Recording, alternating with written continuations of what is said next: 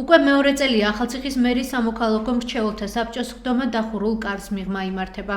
მუნიციპალური ორგანოს ხდომის შესახებ მედიას არ ატყობინებს და არც ოფიციალურად აანონსებს. მიუხედავად მიდგომისა, სამცხე-ჯავახეთის მედიების ნაწილმა ხდომის შესახებ ინფორმაცია მაინც გავარკვიეთ. ჩვენი ცნობით, დღეს ხდომა 13 საათზე უნდა დაწყებულიყო.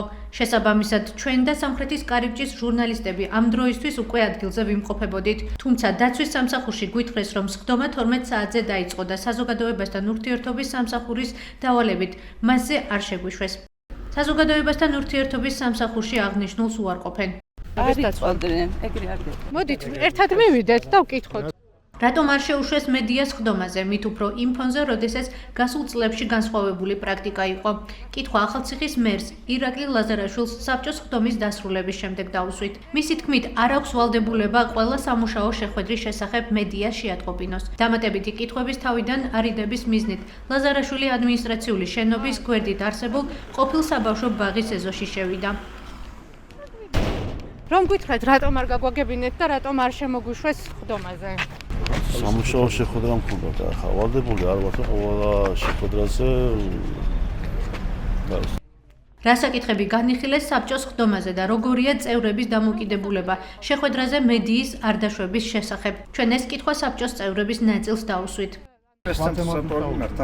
პრესცენტრს თქვენ გყავთ პრესცენტრი?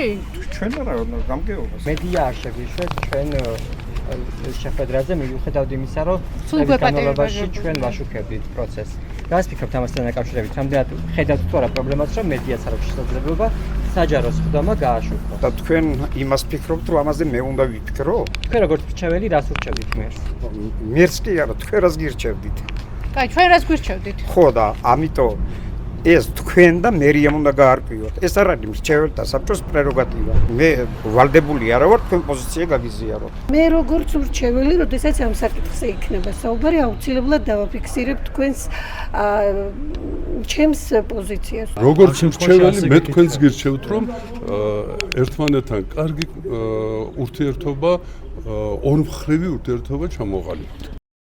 თვითმმართველობის საკითხების სპეციალისტები მიუთითებენ, რომ მერის ხდომების საჯაროობის შესახებ კანონში ხაზგასმით მითითებული არ არის. თუმცა იქიდან გამომდინარე, რომ სამოქალაქო საბჭო კოლეგიური ორგანოა, მისი საქმიანობა უნდა ემყარებოდეს საჯაროობასა და გამჭვირვალობას. საერთაშორისო გამჭვირვალობა საქართველოს სამცხე-ჯავახეთის ოფისის კოორდინატორი თამუნა უჩიძე ბოლო წლებში გაუარესებულ მედია გარემოზეც აკეთებს აქცენტს. პირდაპირ კანონში ჩანაწერი ამის შესახებ მართალია არ არის, მაგრამ იქიდან გამომდინარე, რომ სამოქალაქო საბჭო ეს არის კოლეგიური ორგანო, მისი საქმიანობა აუცილებლად უნდა ემყარებოდეს საჯაროობას, გამჭვირვალობას და მეტიც კარგი პრაქტიკისთვის უკეთესი იქნებოდა თუ მაგალითად სამოქალაქო საბჭოს ხდომებს სოციალური ქსელების საშუალებით ლაივში გაუშვებდნენ და ეს ხელს შეუწყობდა მოქალაქეების მეტ ჩართულობას. მედიის მიმართ დამოკიდებულების გაუარესება გასაკვირი არ არის. იმ ფონზე, რასაც ვუყურებთ, თუნდაც ქუჩაში როგორ უსწორდებიან მედიის წარმომადგენლებს, აქედან გამომდინარე ეს ფაქტი გასაკვირი არ არის.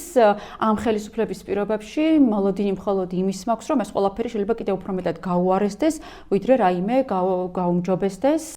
ახალციხის მერის სამოქალაქო მრჩეველთა საბჭო თავდაპირველად 27 წევრისგან შედგებოდა. მას შემდეგ, რაც ქართულმა ოცნებამ გამჭვირვალობის მოტივით რუსული კანონის მიღებას მხარი დაუჭირა, საბჭო აქტივისტებმა ჯაბა ნათენაძემ და ალექსანდრე ლომსაძემ და მესხეთის თეატრის მსახიობმა მანუჩარ გოგოლაურმა დატოვეს. როგორც საბჭოს წევრების ხდომიდან გამოსვლის შემდეგ გვეუბნებიან, საუბრები ძირითადად ინფრასტრუქტურულ საკითხებს შეეხო.